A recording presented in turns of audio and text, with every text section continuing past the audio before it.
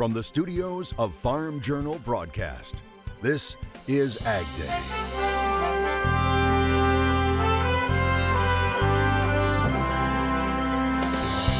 Coming up on AgDay, getting new food products from farm to table faster. To be able to come in, start up their product small, and then grow from there without having to spend a large amount of money. We'll take you inside a unique bottling operation. And USDA turns the page on 2019 with a look ahead to spring planting, trade, growing at least to $183.6 billion. And what farmers can do to help the environment. But we think we can get there.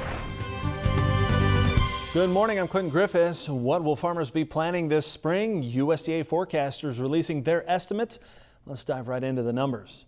It's calling for acreage to be mostly up from last year after 2019's wet planting and harvesting season, projecting 94 million acres of corn to be planted, up 5%, and 85 million acres of soybeans, up 12%. Now, wheat acres are down slightly from last year. Cotton acres are also down.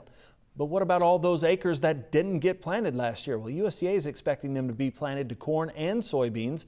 As for price, USDA saying under anticipation of a return to normal trade with some growth boosted by those trade agreements, it's predicting that soybean prices will rise a nickel, supported by lower stocks, but corn is expected to decline 25 cents with larger corn yields and an expected return to trendline yields. Wheat prices are expected to be up 35 cents, reflecting low ending stocks, and cotton prices remain low, but it remains uncertain what trade with China could bring to that market in 2020. And trade is a key factor in all of this. AgDay national reporter Betsy Gibbon joins us from the newsroom. And Betsy, the Phase 1 trade deal with China not having a huge impact on USDA's numbers. That's right, Clinton. Robert Johansson, USDA's chief economist, says the Phase 1 trade agreement commitments are not reflected completely in the department's calculations.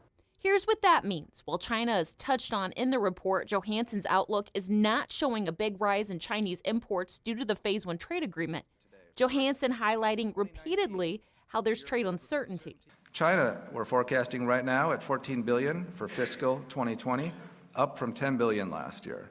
Overall, U.S. ag exports are forecast at $139.5 billion, up $4 billion from fiscal year 2019. Johansson expects the top market for U.S. ag goods to be Canada in 2020, and Mexico is forecast at $19.8 billion, also an increase. While that's short term, Johansson also providing a forecast on potential ag exports over the next 10 years. Growing at least to $183.6 billion. Overall, world coarse grain trade is projected to increase by 37 million tons, up 17%, with big markets in Mexico, Egypt, and South America. Global soybean trade is projected to increase by 36 million tons, up 24%, mostly in China. He says the coronavirus is expected to mean less spending by the Chinese in the first quarter, which could mean fewer meat purchases during the first quarter, too. He expects a rebound during the second, third, and fourth quarter. And there's a lot going on with this graphic provided by USDA, but it shows the impact African swine fever is having on China. And Johansson is calling for China's domestic hog herd to be down another 80 million head in 2020, and he's expecting some of the gap to be filled with American poultry, beef, and pork. Clinton?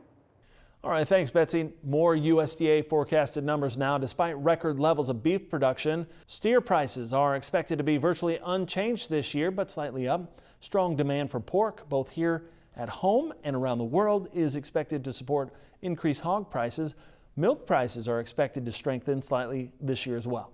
Speaking at the Outlook Forum, USDA Secretary Sonny Perdue focusing on innovation driving the industry and how it can be used to help cut ag's environmental footprint.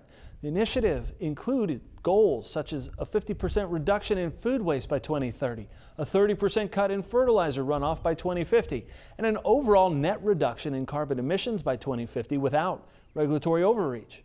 USDA goal is to stimulate the innovation of American agriculture, can achieve that shared goal of increasing, doing more with less, increasing U.S. agricultural production by 40% while we reduce our contribution to the footprint by half in 2050. And we think that's attainable. It's a stretch goal. It should be, but we think we can get there. Purdue also setting a goal for biofuels such as ethanol to reach market-driven blend rates of 15% of U.S. transportation fuels by the year 2030 and 30% of transportation fuels by the year 2050. And members of a newly formed ag coalition say they want a role in upcoming congressional debate on environmental sustainability. A coalition of 21 agricultural groups saying the industry is doing its part to control greenhouse gas emissions and want their views considered. The coalition is called Farmers for a Sustainable Future. Coalition members say farmers and ranchers can help the environment with tools such as efficient water use, improved manure management, use of cover crops that can capture and store carbon and nitrogen, and ethanol and biodiesel to reduce car emissions. And water use also on the mind of President Trump, the president traveling to California's Central Valley Farm Hub this week. The area, a GOP stronghold in the Democratic state, the president making good on his pledges as a candidate to ease environmental rules and allow for more water deliveries to California's agricultural businesses and water agencies. While there, the president signed his plan to develop and deliver water supplies from the north to farmers, ranchers, and communities further south in California. For too long, authorities have needlessly flushed millions and millions of gallons of fresh, beautiful, clean water from up north straight into the Pacific Ocean. It's nothing for the Pacific Ocean. You know what it means? Like nothing. We're talking about the Pacific. I think they think we're helping the Pacific. It's like a drop. It's like a drop. But it can help us to a level that nobody can believe. On the basis of old science, obsolete studies, and overbearing regulations that had not been updated in many, many years, and sometimes for decades. The resulting miscalculation and misallocation of water helped turn natural droughts into man-made catastrophes. I mean, it's really a catastrophe when you think you have farmers that own land, that are paying taxes on the land, that aren't allowed to farm your land. They're actually taking away your land. Conservation groups saying they fear the changes will deplete water supplies and speed extinction of endangered native fish. The administration denying that. California is expected to fight that executive order. Meanwhile, it's been one of the wettest Februaries on record in areas of the South, and it's not over yet. Meteorologist Mike Hoffman joins us with an update. No, that's right, Clinton. We have two storm systems coming as we head through next week, both of them expected to affect the southeastern part of the country. One is coming into the southwest as we speak. That will move through the southern tier of states, and you can see that trough kind of moving through the middle of the country by Monday. Yeah, that's going to have a storm system over the Tennessee Valley at that point. And watch what happens. More energy feeds into the backside of that trough, and another storm system comes out probably farther south with the second one on Wednesday. And unfortunately, kind of the third whammy is colder air coming in, because that slows the drying time in that part of the country. So really some bad things going on as far as the weather in the southeast. Recently, our AgDay crew headed to Bakersfield, California, visiting a company which grows carrots.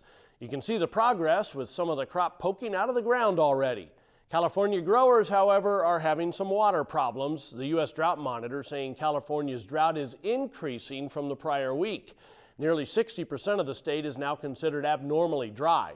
I'll have more on your forecast coming up in just a little while. We could be talking about another trade deal by the middle of next month. The European Union trade chief says he's working to get a deal with the U.S. by March 18th. Phil Hogan saying he's preparing a package of several agreements for the European Commission president to present to President Trump in the next few weeks. Hogan says the administration's decision last week not to increase retaliatory tariffs on ag products in the Boeing-Airbus dispute is a positive sign the U.S. is willing to negotiate a deal. USDA forecasting wheat prices to be higher this year, but what's the market showing right now? We'll have some analysis coming up next, and later, getting new food products to the market faster and easier. One university is making it happen in the country.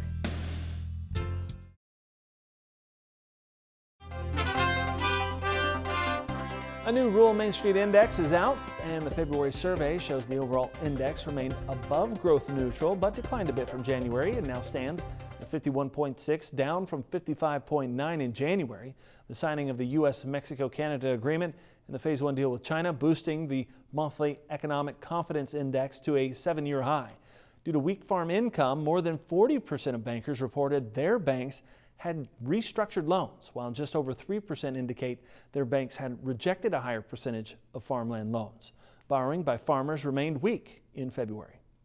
Soybeans headed for a third decline in the past 4 sessions on Thursday. Here's more from what's behind that drop at the CME. The world suddenly woke up to this coronavirus again. Shame on you if you were surprised. But a lot of times you'll see the sheep all get herded in one direction and they try to get out the door at the same time.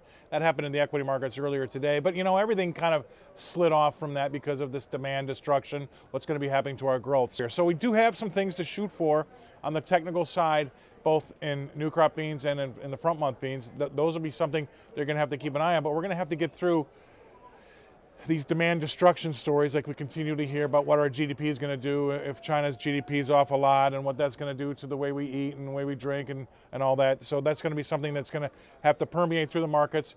Now, I want to remind everybody out there, it's not an end to world scenario. You heard the word pandemic a lot today. We'll get through this, right? It's just about the timing on when we do get through that, about when you stick your toe back in the water. So it's all about timing.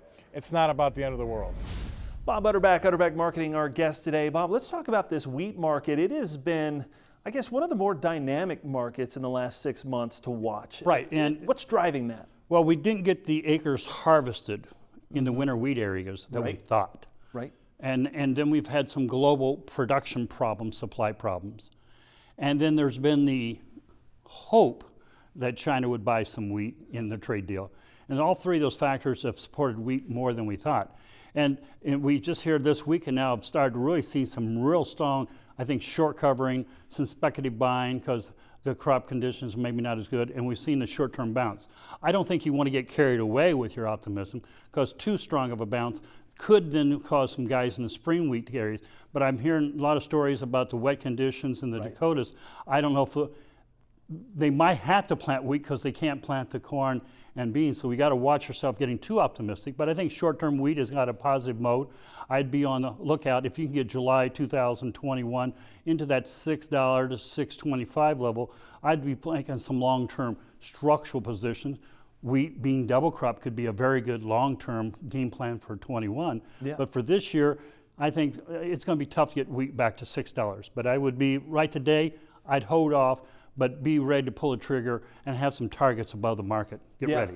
Yeah, and wheat has been one of those interesting crops. Do you see this carrying out for another year or two, given some of the challenges places like Australia have had, getting a crop? I think they got structurally a supply problem, but I don't want to get too optimistic. Okay. Yeah, well, it'll be something to watch as we go through this spring and see how many people are enticed in that spring wheat and area. The corn farmers really would like to see the wheat market take off because that has psychological support for the corn. Absolutely. So the corn farmers are saying, go wheat, go. Well, it's going to be an interesting one to watch and has been for the last few months. Appreciate it, Bob. We'll be back with more AgDay coming up here in just a minute. To talk with Bob one-on-one, call Utterback Marketing Services, toll free at 800-832-1488.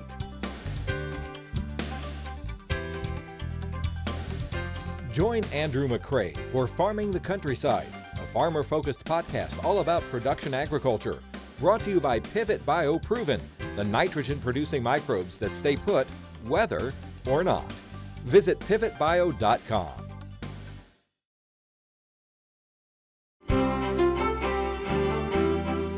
Just Mike Hoffman joining us with a look at our drought monitor. And Mike, not a lot of real impressive dryness out there. Still in Texas a little bit. Right, but there really isn't when you consider the lower 48 usually has a lot more drought than this. What obviously sticks out on this map, though, is southern Texas, like Clinton said, and a little bit Four Corner region into the southwest corner of Kansas. Those have been fairly consistent. You go back 1 month and you'll notice California had none of the yellows and oranges on there, and there was a little bit more in the other places, but we've added some dryness into California over the past 4 weeks, but we've taken it away somewhat in other parts of the country. And obviously, drought's not going to be an issue for quite some time in the mid-Atlantic and the southeast, where they've had just way too much rain recently. Good news is we're at least in a short reprieve here. 3 domes of high pressure, one over the central Mississippi Valley, one over central Texas, one over the Northwest, all keeping things dry. Storm system off the East Coast moving away. Storm system in the southwest, well, that's going to be coming in, and that's the one that's going to affect the southeast as we head into the early part of next week. We also have a cold front coming into the Pacific Northwest. Not a lot of moisture with it, but maybe a little bit of rain or mountain snow as we head through the weekend. You can see, though, rain and mountain snows becoming a little more prevalent there over the Four Corner region, parts of California. Of course, those two areas actually could use some moisture. Taking a look at precipitation estimate over the past 24 hours, again in the southeast, but yet in the next 36, look, almost nothing happens until late in that 36-hour period. We start to see the moisture in the southwest. So everything east of the Continental Divide pretty much dry over the next 36 hours. Snowfall, same idea. That's been over the past 24 hours over the Carolinas. Nothing new coming there, maybe a little bit in the eastern Great Lakes and some of the higher elevations, central California into parts of the desert southwest. High temperatures today, it's chilly all the way to the Gulf Coast. 51 in Jacksonville. It's not a whole lot colder when you get up to St. Louis and Chicago. You can see then the overnight low is going to be teens and 20s across a good chunk of the Ohio Valley, Great Lakes, Northern Plains. And then tomorrow afternoon, a little bit milder for the southeast, but still just chilly for this time of the year in most of the middle of the country. There's that storm system on the jet stream coming eastward early in the week, reinforcing shot behind it, and then colder air for everybody east of the Continental Divide. That's a look across the country. Now let's take a look at some local forecasts. We head to Lewistown, Montana, first of all. Good deal of sunshine and mild, high of around 50. South Bend, Indiana, tons of sunshine, milder afternoon, high of 35. And Greenville, South Carolina, mostly sunny on the cool side, high of 49. Still ahead, the battle against poisonous mushrooms. Scientists may have found a solution. And later, bottling it up, how one university is helping bring new farm products to the market.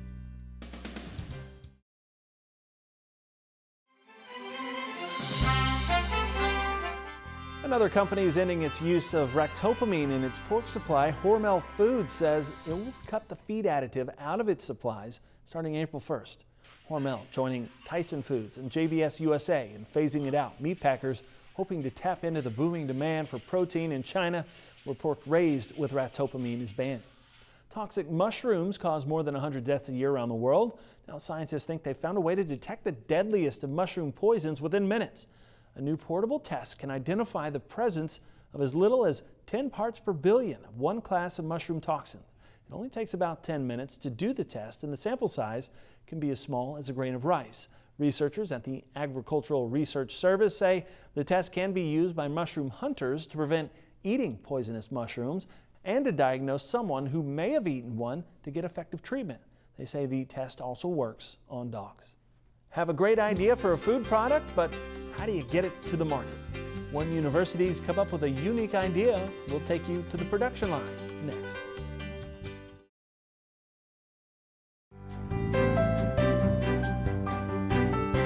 New food products are developed all the time, but packaging them can be a challenge. The LSU Ag Center Food Incubator has just finished installing a bottling line. Ag Center correspondent Craig Gautreaux takes us inside. Food is an essential ingredient of Louisiana culture, and the LSU Ag Center Food Incubator has added another tool to help its tenants increase their production. A small-scale commercial bottling line is now available for use. It adds a lot of versatility for tenants who are just starting out to be able to come in, start up their product small, and then grow from there without having to spend a large amount of money. The bottling line will allow tenants of the incubator a greater capacity to produce and package their products. Our incubator can only do so much volume, and we can only do 700 gallons in a day. This facility here can do over 25,000 bottles a day. While one goal of the food incubator is to help start new food companies, the bottling line can be a place for established food companies to test new products without making a full-scale commitment. Food companies that want to do pilot plant runs or small runs of product, maybe new products that they want to put on the market, they don't have to commit to 100,000 bottles that they would have to commit to otherwise. The bottling line can also serve as a classroom for students majoring in nutrition and food sciences. And it also will allow students to come in and see more of a real-world application of food packaging and processing. Sandoz says the next phase involves installing a prep kitchen and a research and development kitchen within the bottling plant. With the LSU Ag Center, this is Craig Otro reporting. All right, thanks, Craig. Now, the incubator has been responsible for the creation of 60 new food businesses and has helped more than 400 established food companies since its creation. It makes you hungry. That's all the time we have this morning. We're sure glad you tuned in. From all of us here at AgDay, I'm Clinton Griffiths. Have a great day.